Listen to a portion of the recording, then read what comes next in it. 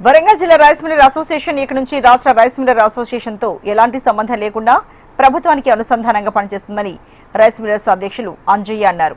నగరంలోని rice Miller association ఆఫీసులో ఆయన సమావేశం నిర్వహించారు.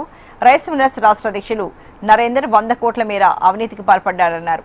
ఆయనపై చర్యలు తీసుకునేందుకు ప్రభుత్వం కానీ రాష్ట్ర నాయకత్వం కానీ స్పందించట్లేదన్నారు. దీంతో తాము పూర్తిగా రాష్ట్ర నాయకత్వం నుంచి వైదొలుగుతున్నామని, ప్రభుత్వానికి సహకరిస్తూ తమ పనులు చేసుకుంటామన్నారు. 3800 రైస్ మిల్లులు ఉంటే 1888కి మాత్రమే ధాన్యం ఇచ్చారని తెలిపారు. 4 నెలల నుంచి రా రైస్ టార్గెట్ లేక మిల్లులు నడవని పరిస్థితి నెలకొందని ఆరోపించారు. ప్రభుత్వం సివిల్ సప్లై ద్వారా మిల్లింగ్ ఛార్జెస్, ట్రాన్స్పోర్ట్ ఛార్జెస్ పెంచేందుకు కృషి చేయాలని, ఎఫ్సీఐ ద్వారా పెండింగ్ లో ఉన్న ఛార్జెస్ ను యజమానులకు ఇప్పించాలని అంజయ్య డిమాండ్ చేశారు.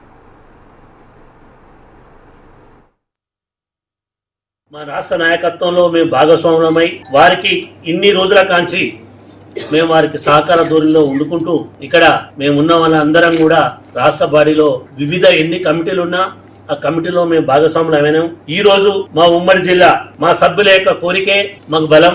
వారి యొక్క కోరిక మేరకు గడిచిన 4 నెలల కాంచి బియ్యం బోక, ఇప్పుడు ఇంత ధాన్యం తీసుకున్న బియ్యం బోక బెడ్ల అలాట్మెంట్ గాక ఉన్నది కావున మేమందరం కూడా గడిచిన 12 ఏళ్ల కాంచి వారికి మేము సహకార ధోరణిలో వారు చేసిన ప్రతి కార్యక్రమంలో విన్నట్టుండి ప్రభుత్వానికి సహకార ధోరణిలో పనిచేసుకుంటూ కార్యక్రమంలో ఉన్నాం. ప్రభుత్వం అంతర్భాగంలో ఉన్నాం కనుక మాకు చాలా ఇబ్బందిగా భరించి ఈ రోజు వారి నుంచి మా సమస్యలు తీరేంత వరకు వారి నుంచి మేము ఉపశమనం చేసుకోవడానికి మేము ఈ రోజు నిర్ణయం తీసుకోవడం జరిగినది.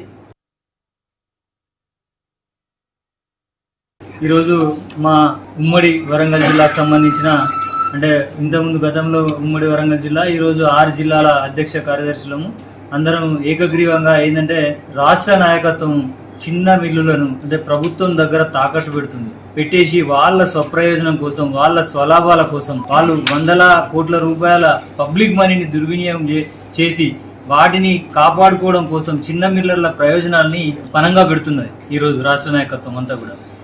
పలుమార్లు మేము విజ్ఞప్తులు చేసినా కూడా ఇప్పటి వరకు ఎన్ని రకాలుగా మిల్లర్ల సంక్షేమం కోసం అడిగినా కూడా ఇప్పటి వరకు సహకరించిన దాఖలాలు లేవు.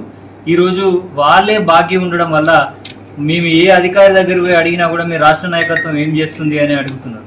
మేమేమో ఇక్కడ ఈ జిల్లాలలో మేము డిఫాల్ట్ కాకుండా ప్రతి గింజను మేము మిల్లింగ్ చేసి ప్రభుత్వానికి బకాయి లేకుండా నడిపించుకుంటూ వచ్చిన సిన్సియర్ మిల్లర్లు ఎవరైతే ఉన్నారో మా అప్పీల్ను ఇక్కడ ఉన్న అధికారులకు తెలియజేస్తే ఇదంతా మేము కాదు పోయి చేయాల్సింది, మీకు రాష్ట్ర నాయకత్వం చేయాలి అని చెప్పేసి అంటే మా రాష్ట్ర నాయకుడే ప్రభుత్వానికి బాకీ ఉన్నాక అతను మాకెక్కడ న్యాయం చేస్తాడు.